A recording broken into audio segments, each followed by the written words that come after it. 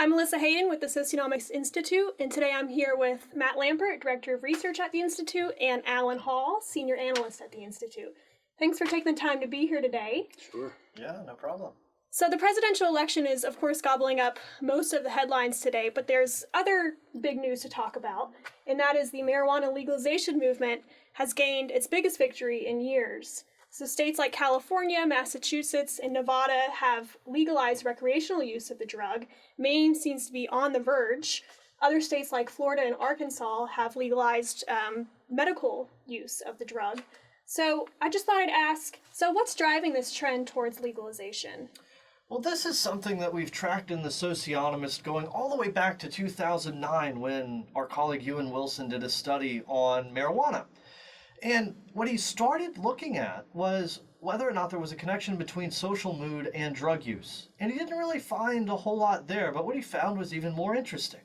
And that is what did fluctuate with social mood was social tolerance toward marijuana. When mood was trending positively, people were more restrictive with regard to pot.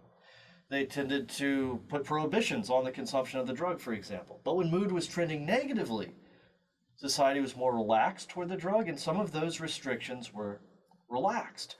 And so in 2009, Ewan had just lived through a tremendous downswing in the markets, and he said, this is the environment in terms of social mood where pot legalization could really gain some traction. And he forecasted an end to the war on drugs and the beginning of a trend toward legalization of pot. And we started to see that in 2012, when the first couple of states came on board, and a few more states came on board last night. But we think this is the tip of the iceberg, and that as mood trends negatively, we're going to see more and more social tolerance toward marijuana, and eventually going out and buying pot will be just as easy as buying a beer or a cigarette. Sure. So marijuana remains classified as a Schedule I drug federally, so that puts it amongst LSD, heroin, ecstasy even.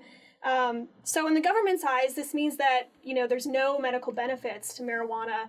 There's potential for high abuse of the drug. In your opinion, are the legalization measures that were passed last night going to perhaps prompt the federal authorities to reclassify the drug? Could you see that happening? Well, President Obama said he thinks that a lot of pressure will be put on the federal government by the states to reclassify it. We're also seeing some very interesting moves in the other thing the drug war caused, which was the growth of the prison industrial complex.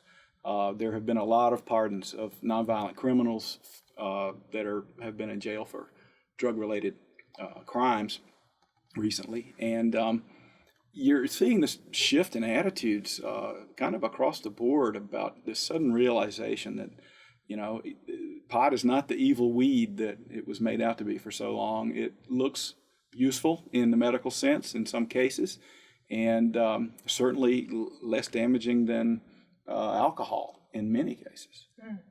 And just to jump back on the scheduling of marijuana, over the summer, the DEA had the opportunity to reschedule marijuana, and they chose not to do so. They kept it as a Schedule I substance.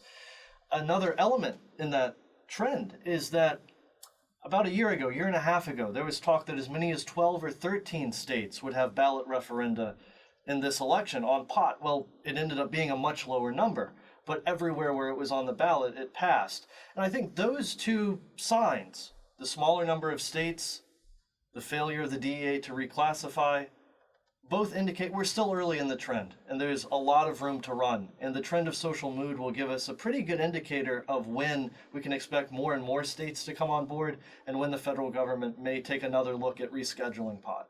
Okay. So we have a newly elected president and Congress, of course. So where do you see them taking drug policy in the future?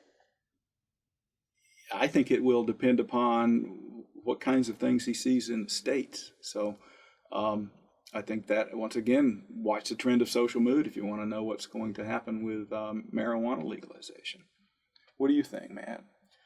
I completely agree. I think this is an issue that's bigger than one president, one administration. It's really a movement that started from the bottom up. It's a grassroots movement with local organizers who are leading campaigns to get initiatives on ballots and then get those initiatives passed. And the trend in social mood will inspire or not more and more people to join that movement. So if you have your finger on the pulse of social mood, you'll have your finger on the pulse of the legalization movement as well. Okay. Well, thanks so much for taking the time today to talk about this important issue. We'll certainly keep an eye on the developing trend in the coming years. Sure. Thank you. Thank you. Thank you.